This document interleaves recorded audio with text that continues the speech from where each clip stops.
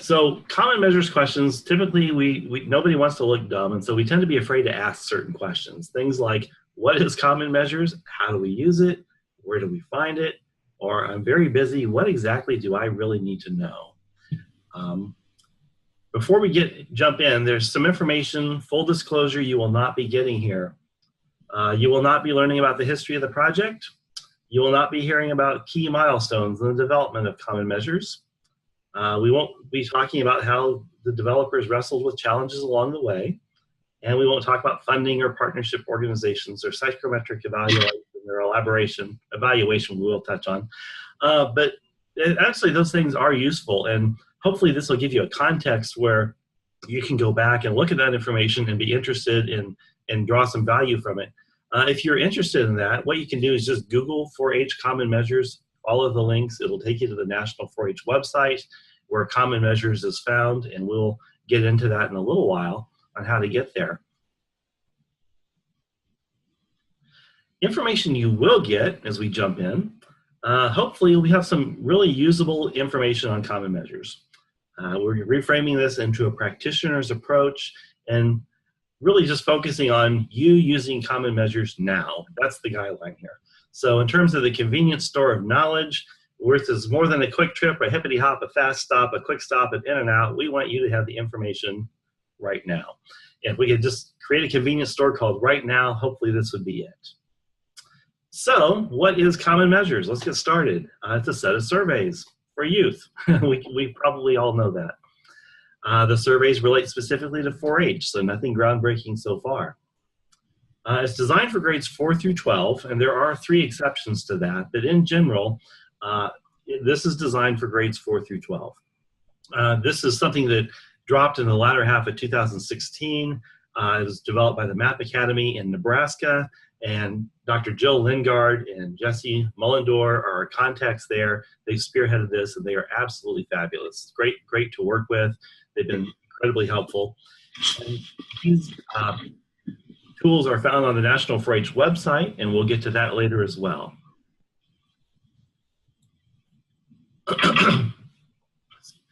So there's some things that common measures does give us. There's some things that common measures does not give us. To be completely upfront, we all know that common measures does not give us program-specific evaluation. So things like, what did you like best about Camp Kikiwaka? What did you learn about the monarchs? How would you rate the rooms? How was the food? Those are things that with common measures alone, we're never going to know. However, it does give us some important things. Common measures gives us data, which I think we agree is very important. We're social scientists. And it gives us data on 4-H outcomes that are relevant across counties, from county to county, from state to state. And indicators. And we talk about indicators and outcomes. Indicators may be something like the graduation rate, or how far did you go in school? How much did you participate in science activities? They are things that allow us to measure and tell us, if we may be achieving our intended outcomes. So we're going to talk about this a little bit more later, but just keep in mind outcomes and indicators as we go through this. Common measures also gives us an improved ability to tell our story and to create some impact statements that we need to be able to do that. And so common measures have a real value to us from a 4-H organizational perspective. Now, this is what common measures does give us. Common measures may give us a few other things. One is the ability to assess our data in Missouri against larger data sets. Right now, we're working on getting statewide data together, and then as other states do that, we'll have multi-state data, and hopefully eventually it will become a national database. Right now, that's not happening, but it's built so that it could happen later if states decide to participate. And I suspect we will, because there's a lot of value, if you're in Clay County, to be able to say, here's how we do against the state average on this measure, and hey, this is really great, we're doing something wonderful here, and it gives you some data to back that up. So if Missouri can say that, here's how we're faring against a larger database, a larger set of data, that gives us some valuable insights. So how does common measures work? Well, there's 6 surveys, and they're called measures. there's some terminology involved here, and they talk about the measures. Those are just surveys, and here they are: citizenship, college and career, healthy living, science, universal, and 4-H experience. Now, you download these measures and you administer them to youth. And they're selected partly they have high levels of response variance, which means as they were testing these, have you ever done a survey and you quickly find out that 4 is the best and 1's the worst, so you just go all the way down and click 4, 4, 4, 4, 4? Well, that's kind of that's called response bias. And they found that they had low levels of this when they tested, as they've developed these materials. So you will download a document also called the reference table, which kind of gives you the mechanics of this, which you as a professional will need to know. Those that take the surveys will never actually have a need to know about this. And the thing you need to know is that these 6 surveys are kind of grouped into 2 different groupings.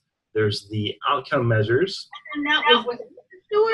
Oh, I think we have some. I'm going to go through and look for some microphones to mute, and then we'll go on. If you can, everybody can just kind of mute their microphone, that would be great.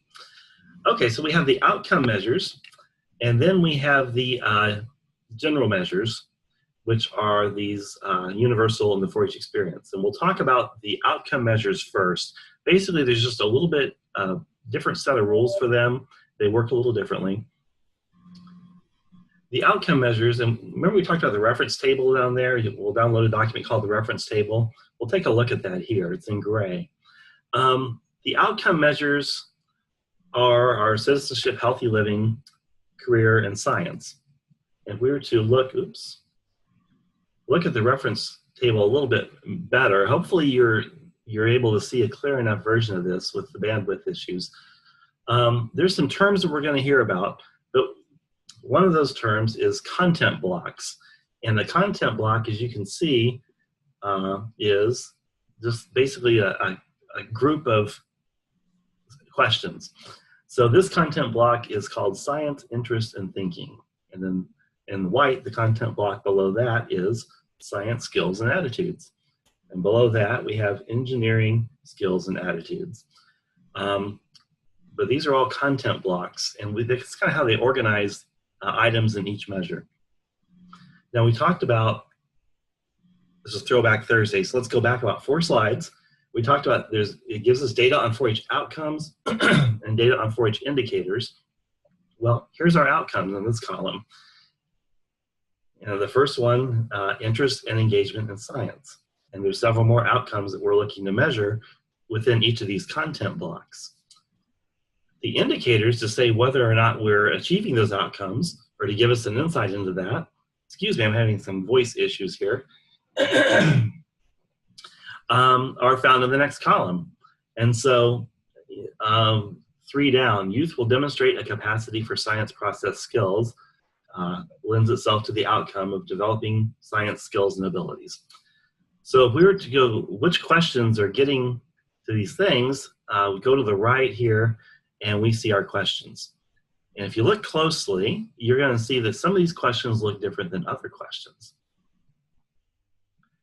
They're bold. Within this content block, we have 3 sets of areas that are bold.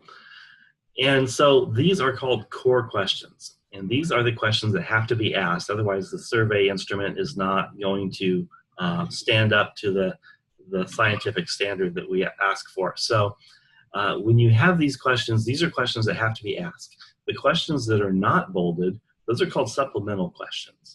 And supplemental questions are optional. You may want to include them, or you may not. But the rules for this are, core questions must be used when you're administering these surveys. You have to use these core questions. You have to leave them grouped together just like they are. You can't mix and match. And then once you do that, you're welcome to ask the other supplemental questions in that content block, or you may choose not to. Now you'll notice that there's 3 content blocks here in the science one, and this content block has supplemental questions. The 2 content blocks below that do not. They're all core questions. Now I also said that typically for grades 4 through 12. You'll notice down there, there's a couple of notations in the second and third content blocks I just highlighted, and this says 8th to 12th grade only. So these are the two exceptions. 2 of the 3 content blocks in the science measure are not for 4th to 12th grade, they're for 8th to 12th grade. The other exception to that is college and career readiness, which probably is not a big surprise to you because you're not going to ask a 4th grader what their college plans are. Or you can, actually, it's probably very interesting. I'm going to check the chat box here to see if we have any questions. Okay, well, I think we're good. We're going to keep on going then. So this is the overall view looking at this reference table document. This shows you how it's set up, what the outcomes and indicators for each of the questions are, and most likely you're going to be printing these out. Now, remember the core questions are bold here in this reference table, and when you print them out, you'll see that some of these are highlighted. Those are the core questions. So the formatting is all the same, but you can leave the core questions, pick which of the other items you want when you download this Word document from National 4-H on the website, and then you can just go through and unhighlight the ones that are highlighted. And so it looks the same, no one knows the difference, but it lets you know which of the core questions you have to keep in. Okay, so we talked about the outcome measures. The other two are grouped in categories called the general measures. And these are just kind of basically how youth feel about their 4-H experience in terms of the belonging, independence, generosity, and mastery, and then universals looking at leadership qualities, demographic issues. So those are also interesting. These are scored a little differently. We mentioned response bias. These actually have a couple of twists in them because they're longer.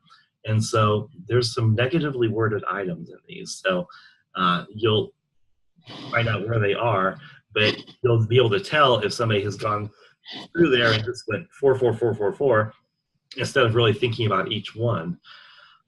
Generally, there should be a lower incidence of this because of the testing that went into creating these. So here's the universal one, the universal measure. And again, we have our content blocks, we have our outcomes, we have our indicators, and we have the questions that go along with those things. But you'll notice that next to where it says universal in that top green bar, the title of the measure, there's a note. This instrument cannot be broken apart. All questions must be used. Every measure, every question here is a core question. And the same with the 4-H experience one. So when you print it out, it's going to look like this. Everything's highlighted because they're all core questions. So just to recap what we've done so far, we have 6 surveys called measures. There they are. Oops, sorry, my trigger finger is still happy. Okay. They're grouped according to 2 different groups, outcome measures and general measures. There's a reference table that'll show you all of the content blocks, outcomes, indicators, core questions, and then they're highlighted on the print versions, and they're designed for grades 4 through 12 with the 2 exceptions of college and career readiness, the whole measure, and 2 of the 3 science content blocks, which we've seen. So any questions so far? Am I going too fast? Are we going at a good pace? Is everybody awake?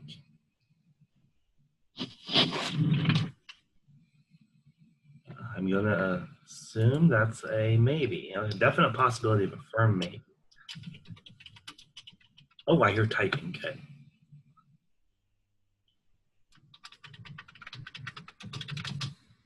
All right, well, we will continue to go on here. Screens, we do this. Okay. How to get to the surveys. There's 2 ways to do this. Oh, thank you. Thanks for the feedback, everyone. Okay, there's 2 ways to do this. There's the paper version and the electronic version. Let's start with the paper version. And we have a question, Valinda, thank you. So I'm understanding that we must always have universal and 4-H experience in our surveys. No, for our purposes here in Missouri 4-H, and Allison's on the call, she can correct me if I'm wrong or when I'm wrong, but you do not necessarily have to do a universal survey. You can pick one of these surveys and do it. And there's going to be an assignment later on for everybody, whether they're on this Zoom or not, that they'll have to do one of these measures sometime before the end of August. So if you don't pick the universal one, you might pick the science one or the science and another one. It's all up to you. Thanks for the question, though. So Kathy asks, when and why would we want to use these? And so I guess it depends on which area. If you're having a science camp, like an aerospace camp, that may decide, hey, you know, I'm really hoping to focus on careers in science here, so I'm going to combine these two surveys and administer those. If it's move across Missouri type thing, healthy living, the content of your program is really going to determine the content of the surveys that you want to pick. Can we still do it at regional energizers, and is it for 15 youth? Yes, and at least 15, and we'll mention that later on, but yeah, 15 is kind of the bare minimum. I think we can all do even better, but that would be workable. And do we know the minimum number of surveys we need to collect for that assignment? We will get to that, I promise, don't worry. But great questions, and thank you for them. So going for the paper version, how do we get the surveys? Well, there's the website. An easy way, if you don't want to remember this, is just to Google 4-H, National 4-H Common Measures. You'll get to the same place. You're going to get to that website, and there's a little gray bar across the midway through the bottom of the screen that says Common Measures and Common Measures 2.0. We are on 2.0. Common Measures 1.0 is the old version that we're not using. So right where that red circle is, you will hit Common Measures 2.0. And you might have to log in, and you might have to create an account, but it can save your information so you're not having to constantly remember what your password was. Click on Common Measures 2.0 and then just download the desired survey in Word format to your machine. Then you edit out the highlights, and supplemental questions, and you're ready to print and disseminate. Then we'll talk about how to do all this. And then we enter the results into Qualtrics. This is something that's kind of a pain, but a bunch of paper in the corner of an office somewhere does us absolutely no good at any level. If you administer this on pen and paper, you're still going to need to enter it into the system at some point. It's still going to need to get entered into Qualtrics. So it may be a student worker chore, or it could be just, you know, you'll know what the best situation is for you. But just remember that even if we do pen and paper, we're not done. We still have to enter it into Qualtrics somewhere along the line. So when you log into the 4-H website, you're going to see this screen, and it talks about Common Measures 2.0 resources.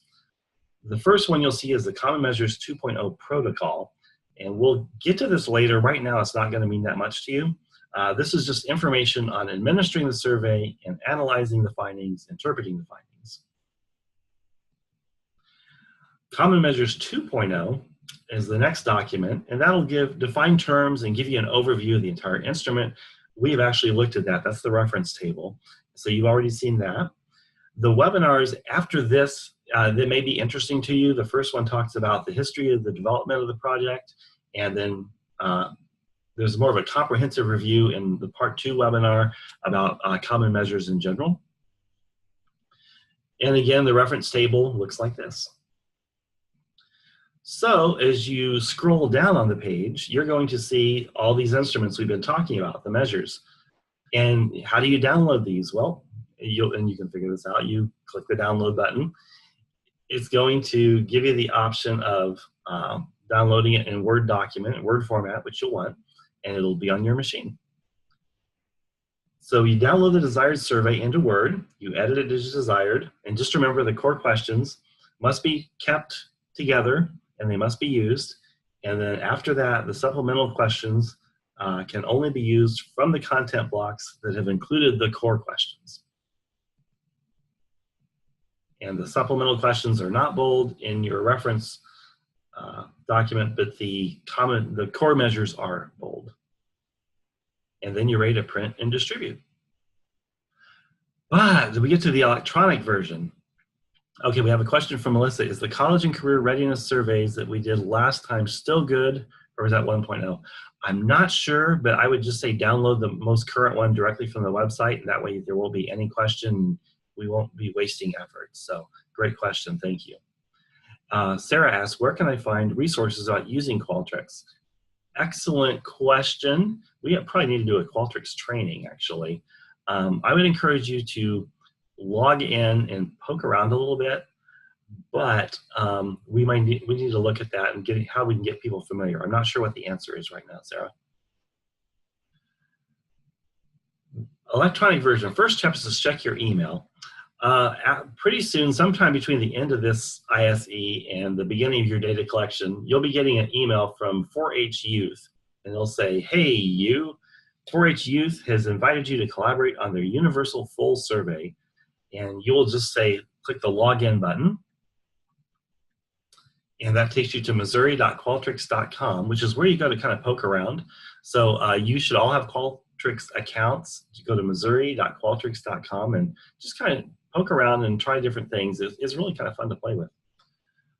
Once you log in there, you're going to see a column on the left-hand side of your screen, and one of the first items says, shared with me. Well, we will have shared that instrument with you, that measure with you, and so it'll show up here. The Universal Full Survey, Citizenship, College, Career, and so on. You'll just click on one that interests you, and it'll pull it up, and you'll see the instrument. Now, if you decide, hey, this is the one I want to use, you can click on the little distributions link there at the top, and you'll have some options. I'm kind of old school. I don't see any reason to run anything through a Qualtrics system when we have our own email system and distribution methods in place. So I tell you just to click on this little button here that says get your own single reusable link, and then you can email that. You can paste it into a 4-H online message. You can do social media, however you choose to distribute it. So that's our distribution. Just a recap, common measures may be distributed on paper or electronically, and that's enough for that recap. So after the data collection, they're going to, however you distribute it, they're going to fill it out, at least 20% of your target audience, and you'll get the data back. So then it's time to analyze and report your data. There's 2 steps here. We want you to analyze it, obviously, and report for your purposes, but we also ask that you aggregate your data with the larger Missouri 4-H data set. That just means share your surveys with the Missouri 4-H Qualtrics account so that we can build this statewide database of information. And that will be something that you'll have access to, we can share with you, but that's how we're going to make this happen. So let's start with the first step, analyze and report your data. The steps to this are what you would expect. Have a look at it. Pull up some graphics.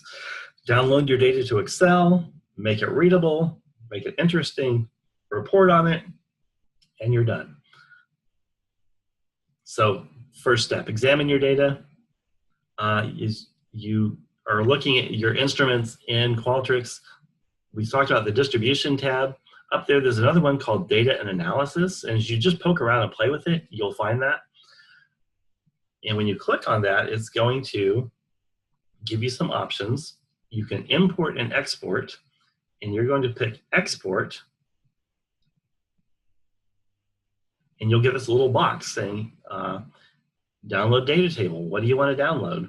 Well, it defaults to CSV, which is comma separated values. Excel works well with that. Just leave it alone and click the green button, download. And then, while that's downloading, because we know the internet doesn't fly real fast in every part of the state, you can click over to reports and look at the graphic versions of each of the items that you've collected data on.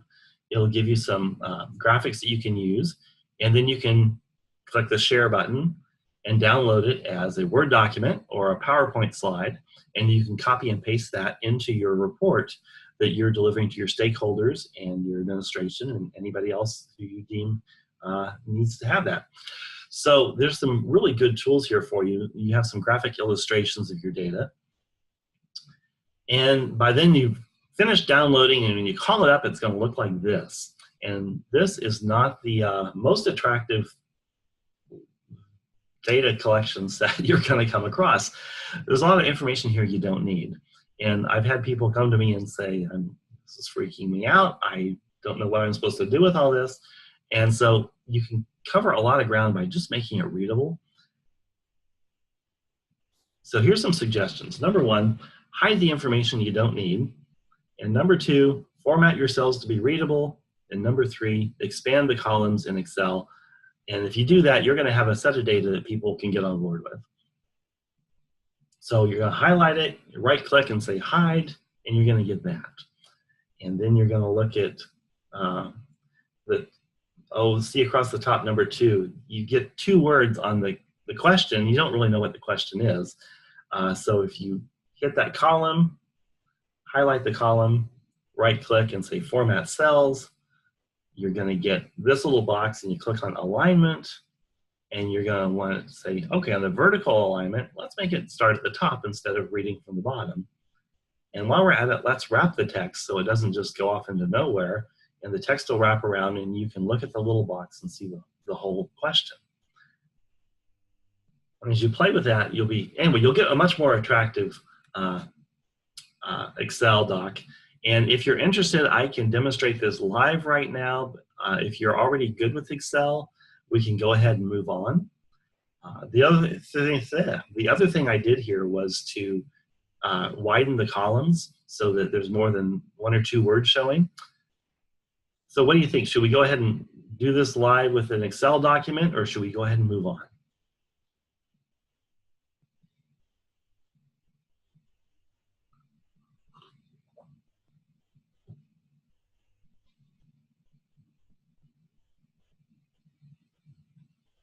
We can move on. Oh, good. Thanks, Beth.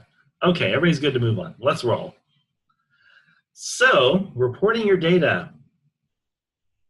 We've talked about these resources. And finally, we're back to that first item, the Common Measures 2.0 protocol document. And this is where that actually becomes very useful. If you open it up, it's going to give you some information. Now remember, we have 2 sets of measures, 2 groups of measures. The outcome measures, which this will give you some specific information around. And we have the universal and the 4-H experience general measures, and it gives you the different rules for that. So there's some information. For example, it says universal measure.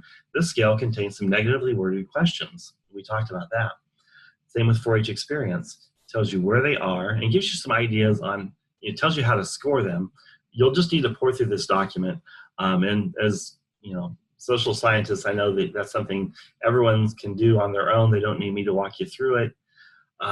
There's some things I want to point out.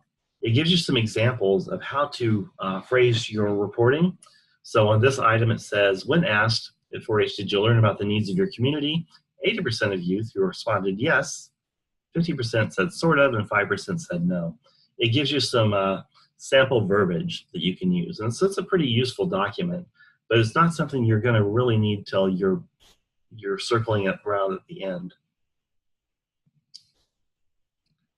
So that's the Common Measures 2.0 protocol document. We've talked about the reference table. You can check out the webinars later on. And now it comes time to aggregate your data, to share it with the Missouri 4-H larger data set. My first thought was like the Borg, and my nerd card showing. Most of you probably don't watch Star Trek and don't know what the Borg are, but the whole thing was that they would assimilate people into their collective, and they say, well, never mind. Anyway, your experiential programmatic data distinctiveness will be added to our own. And that's kind of what happens here. You share your project with a Missouri 4-H Qualtrics account, then we'll take care of downloading it into a great big large data set, and we'll be able to share some useful information with you as well. We'll make it readable, we'll report on it, and you'll have a statewide data set to pull from. So there's some advantages to that. When you're in Qualtrics, how do you aggregate your data? When you're in Qualtrics, you'll want to click on the All Projects link at the top left of your sidebar items. And then you probably can't see it on your screen. There's a little down arrow on the far right. You'll click on that and you'll get a menu that looks like this. And so you'll want to say share project. So you're looking, say you've collected data on citizenship and you've got your citizenship results. You share the project by clicking on the little arrow at the far right, clicking the share project, and it's going to give you this screen. And it says, who do you want to share it with? Well, you might not remember the name of the 4-H Center's Missouri 4-H account, so you just type in a 4, because we all work for 4-H. And when you type in a 4, it's going to bring up 4-H Youth, and that's the one, 4-H Youth #Missouri. Now, I want to hit the green button and say save, and then if you do that, you'll think that you've done the right thing, but actually nothing will happen. What you need to do is click the add button first. You have to add them. Once you've added it, then you can click save, and it'll give you this little second chance option. Do you want to collaborate with them? And you'll say okay. And then okay, this is like the email that I got when I was invited. And so it says, 4-H Youth has invited you to collaborate on their universal full survey. And I'll say log in and it'll be there. But when you do that, this is the message we'll receive. Hey, youth, Brad has invited you to collaborate on the Camp Tikiwaka 4-H Citizenship Survey. And I'll say log in, and it'll show up in the item shared with me in Qualtrics. So it's just exactly the same thing as you're looking at. It's just a different account. So finally, we get to the next steps, and this is the deliverables. I was really tempted to put a little graphic of deliverance on here, but it just didn't seem like anything I wanted to relive. Deliverables. Conduct a common measures survey, and this is where we had a quick intro early on. This needs to be completed by August 31st. We're asking everybody to complete a common measures survey by August 31st. Minimum 15 youth per specialist or per educator, but clover up, we're professionals, we can do more than this. We're good. You can do it in groups, you can do it in camping teams, you can do it in any kind of a programmatic setting that you deem appropriate. And you can look at the type of program you're doing this at and say which measures are most appropriate. What is the data I'm interested in getting? What are the data I'm interested in getting? Sorry. Finally, you report on your data. Just download to Excel, make it understandable, include the graphics, and then share your Qualtrics survey with Missouri 4-H, 4-H Youth #Missouri. So that is a whirlwind intro to common measures. Hopefully this is useful to you. What kinds of questions do you have? And I think Allison may still be on the call with us. So if she is, we may be able to get her input as well. Valinda, so do we say an age group? Yes, this is for grades 4 through 12. The exceptions are there's 2 of those content blocks in science, and then the college and career readiness survey. That's not going to be for anyone under 8th grade. But otherwise, grades 4 through 12.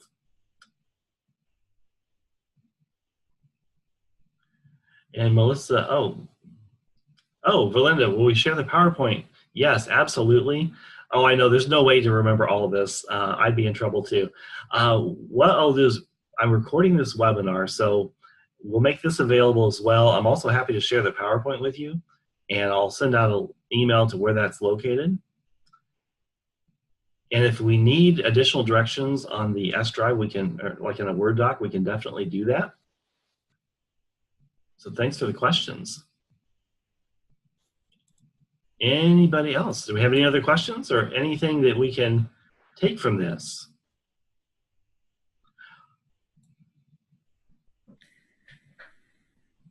Brad, when you're ready, this is Allison. I have a few closing statements from a organizational and looking at impact perspective. So when you're ready, let me know. I think we're ready. Sounds great. Okay. Well, thank you everyone for joining on. I'm glad you have. We're, as Brad said, this information and PowerPoint and Zoom session will be made available with your colleagues because we're asking all of you to, all of you that are educators and specialists to participate in this. And this isn't new. If you've been around for the past couple of years, this is an expectation that we've had. But I think what we're doing now is putting maybe a little more structure around it, and asking you to share your data statewide with us at the state 4-H office, so that we can also tell our statewide impact stories. Now, why is all of this important?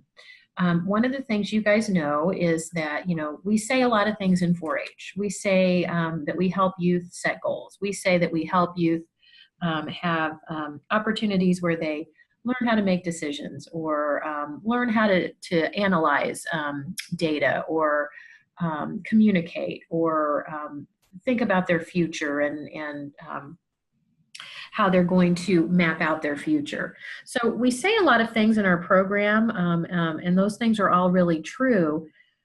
Common Measures gives us a common way to show that we actually, hopefully, are having that impact that our program is designed to do.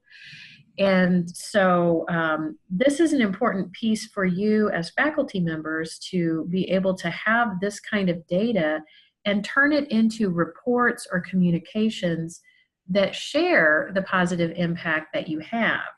So the process, the tool, Common Measures, Qualtrics, this training that we're talking about now, asking you to complete surveys and some sort of communication about the data that you have by August 31st. This is just simply a way to help us do what we need to do anyway, and do it together as a faculty.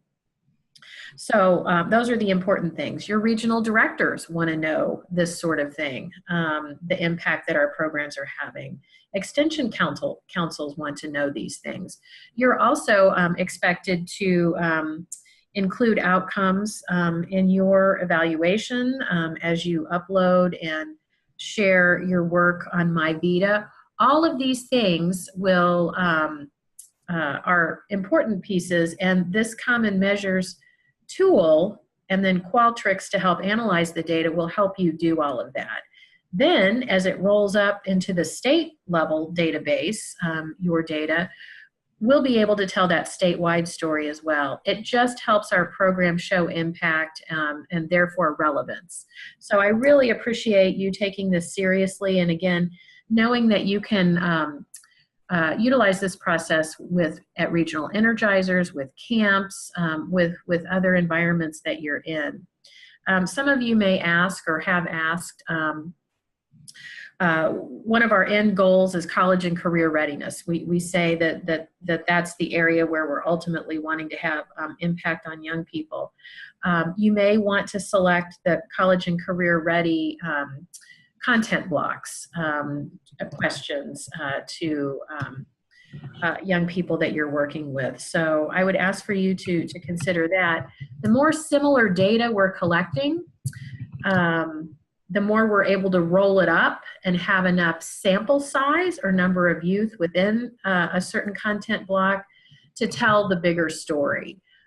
So I would just ask for you to consider that. And I see some questions on here. I'm going to let Brad answer the questions because he's going to know the answers to that. He's the expert on those things.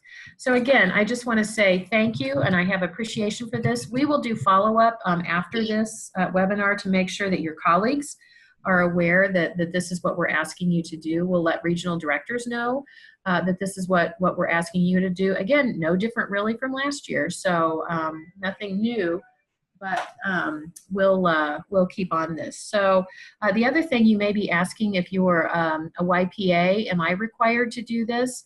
Not you independently, but we would ask that if you're interested in Common Measures and this evaluation process, that you work with your supervisor in a partnering kind of role. So that's all I have. Thanks again for being on. So Brad, I'm going to turn it back to you. I think there are some questions. All right, we have one from Beth asking about IRB, and I can just tell you that that component of the process has already been handled, so you do not need to worry about IRB approval or anything like that. That's already been taken care of. Does anybody have any questions for Allison while she's here? I think the other questions we've addressed with regards to common measures and Qualtrics.